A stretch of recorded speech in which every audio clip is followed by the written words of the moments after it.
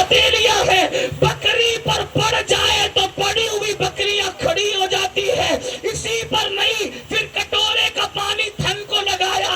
وہ بڑھیا دیکھ رہی تھی جسے دنیا معبد کہتی ہے، وہ دیکھ رہی تھی. جیسے ہی تھنوں کو ہاتھ لگا تھن بھر گئے. حضور نے دھونا شروع کیا، کٹورا لا کٹورا بھرا، دوسرا برتن لا برتن بھرا، تیسرا برتن لا برتن بھرا. وہ تو حیران سے دیکھنے لگی، اتنا دھویا کہ پورے برتن گھر کے بھر گئے. کارلا کا برتن نہیں ہے.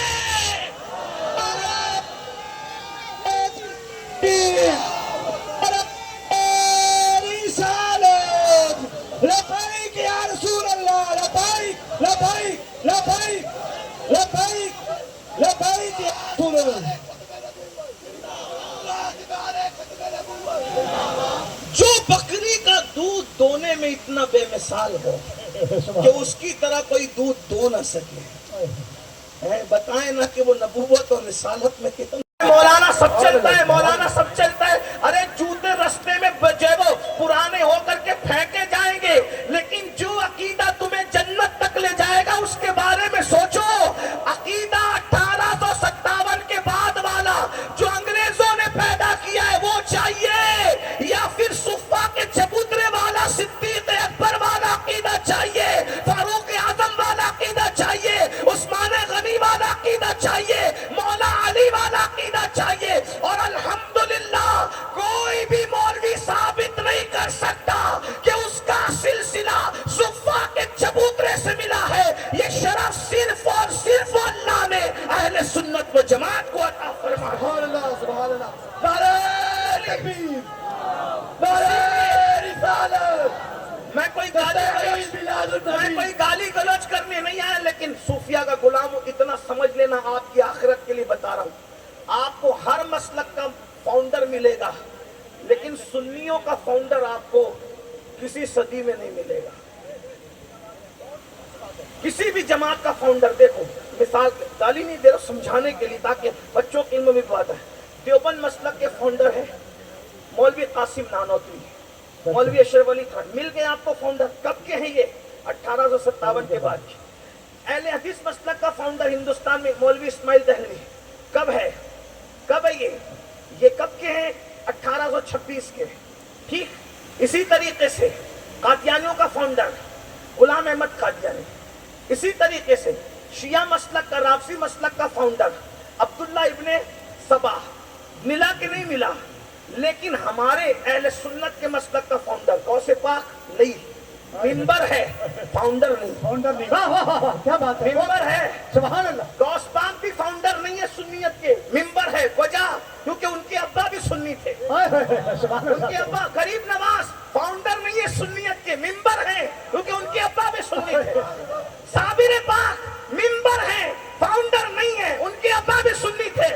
اللہ اکبر. پتا چلا جب غوث پاک اس کے فاؤنڈر نہیں ہے، غریب نواز فاؤنڈر نہیں ہے، صابر پاک فاؤنڈر نہیں ہے، محبوب الہی فاؤنڈر نہیں ہے، تو اعلیٰ حضرت اس کے فاؤنڈر کیسے ہو سکتے ہیں؟ وہ تو 14ویں صدی میں ہوئے. ان کے ابا بھی سنی، ان کے دادا بھی سنی. اگر سنیت کا فاؤنڈر امام احمد رضا کو مانا جائے تو نقی علی کا تعلق کس فرقے سے تھا؟ رضا علی کا تعلق کس فرقے سے تھا؟ تو یاد رکھیں ہمارے فاؤنڈر نہ احمد رضا امام ہے، نہ غوث پاک ہے، نہ غریب نواز ہے، نہ محبوب الہی ہے. بڑھ کے ان علماء کی موجودگی میں ذمہ داری سے کہوں، امام حسین بھی سنیت کے فاؤنڈر نہیں ہے، حضرت مولا علی بھی سنیت کے فاؤنڈر نہیں ہے، عثمان غنی بھی سنیت کے فاؤنڈر نہیں ہے، عمر ابن خطاب بھی سنیت کے فاؤنڈر نہیں ہے، صدیق اکبر بھی سنیت کے فاؤنڈر نہیں ہے. پھر کس نے اس کی بنیاد رکھی؟ جو اسلام لے کر آیا تھا اسی محمد الرسول اللہ نے سنیت کی بنیاد رکھی.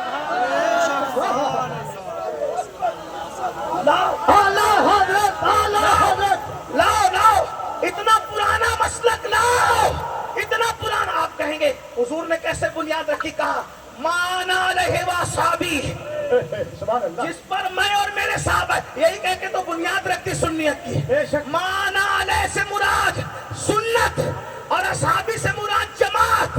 اہل سنت و جماعت کا اعلان حضور کر رہے ہیں. اسی لیے دیکھو جو رسول اللہ یا علی ہاں یا علی. جموں والوں، اب تمہیں وہ مسلک چاہیے جو مولوی نے رکھا، یا وہ چاہیے جو مولا مصطفیٰ جان رحمت نے رکھا؟ یہ نصیب کی بات ہے، یہ نصیب کی بات ہے. کوئی عیب دار والوں کے پیچھے چلتا ہے اور کوئی بے عیب کو اپنا امام مانتا ہے. یہ نصیب کی بات ہے. فیصلہ لوگ خود کریں. ہمارا کام پہنچانا ہے، ہمارا کام مسلط کرنا نہیں ہے، ہمارا کام زبردستی کرنا نہیں ہے. لیکن اتنا ضرور ہے، جس کا جو عقیدہ مولوی نے بتایا گارنٹی نہیں ہے کہ جنت تک لے جائے گا، لیکن جو عقیدہ مولا مصطفیٰ جان رحمت نے بتایا پورا یقین ہے. بلکہ کتنا یقین، ہمیں اپنی ماں کا بیٹا ہونے پہ جتنا یقین ہے، ماں کا بیٹا ہونے پہ جتنا یقین ہے، ماں کا بیٹا ہونے پہ جتنا یقین ہے، اس سے زیادہ محمد الرسول اللہ کی سچائی پر یقین ہے. بے شک بے شک. سبحان اللہ. یہی تو فرق ہے. دیکھو مولوی کیا کہتے ہیں، مولا کیا کہتے ہیں، فرق دیکھو. مولوی سے مراد وہ جو 1857، ورنہ یہ تو سب اللہ والے ہیں. ہاں ہم وہی مولوی چاہیے جو مولا مصطفیٰ جان رحمت کی بولی بولتا ہے. توجہ ہے آپ کی.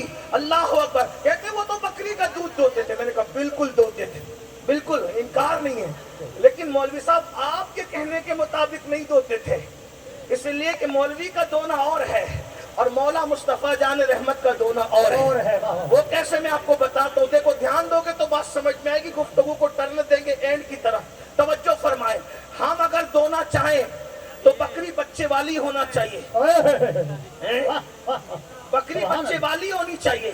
کیوں؟ اس لیے کہ اگر بکری بانجھ ہو تو بانجھ بکری کا دودھ بڑے سے بڑا شیخ الحدیث بھی دھو نہیں سکتے.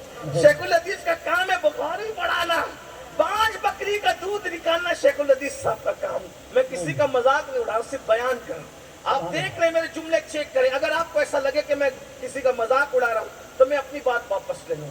لیکن اگر میں سچی بات کروں، اگر کسی کو برا لگتا ہے تو جموں میں بانجھ بکری لا کر رکھیے، شیخ الحدیث صاحب کو کھڑا کیجیے، لیجیے حضرت کام کر لیجیے. نہیں کر سکتے. ٹھیک. ایک بات، بانجھ بکری ہو پھر بیمار اتنی ہو کے پڑی ہوئی ہو، پھر بھی اس کا دودھ نہیں نکالا جا سکتا، کیونکہ کھانے پینے والی تندرست بکری کا دودھ نکل سکتا ہے.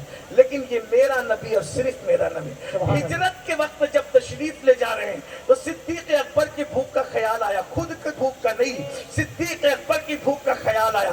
افضل البشر بعد الانبیاء بالتحقیق سیدنا صدیق اکبر، میرے نبی کے مصلی کا پہلا امام، میرے نبی کے اصحاب کا امام. اللہ اکبر. نبی کا یار غار، نبی کا یار مزار. اللہ اللہ. جس کا سوز بھی بے مثال ہے، جس کے دل کی سانس بھی بے مثال ہے، وہ صدیق با وفا رضی اللہ تعالیٰ کی بھوک کا خیال کرتے ہوئے حضور نے فرمایا